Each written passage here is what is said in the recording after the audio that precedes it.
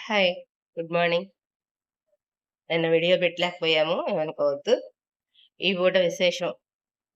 మన పిల్లలు చక్కగా కాలేజీలకు వెళుతున్నారు. అలాగే చదువుకుంటే చక్కటి మంచి భవిష్యత్తులుంటాయి అని చెప్పి తల్లిదండ్రి కష్టపడుతూ, పిల్లల్ని చక్కగా ఒకే విధానంలో బాగా చదివించుకొని, మేము పడిన కష్టం మా పిల్లలు పడకూడదు. మేమున్నట్లుగా మా పిల్లలుండకూడదు అని వీళ్ళ కలల సాకారాన్ని వాళ్ళ మీద పెట్టుకొని పిల్లల్ని బయటికి పంపిస్తుంటే, వాళ్ళు చక్కగా కాలేజీల్లో అనేక రకాల స్నేహాలతో, అనేక రకాల ఆలోచనలతో, ఈ చిన్న చిన్న మాధ్యమాల్లో ఎలా పడితే అలాగా లవ్‌లని చెప్పి, రిలేషన్‌షిప్‌లని చెప్పి, ఇలా మీడియాల ముందుకొచ్చి చెప్పే అంత స్వతంత్రం వస్తుంది.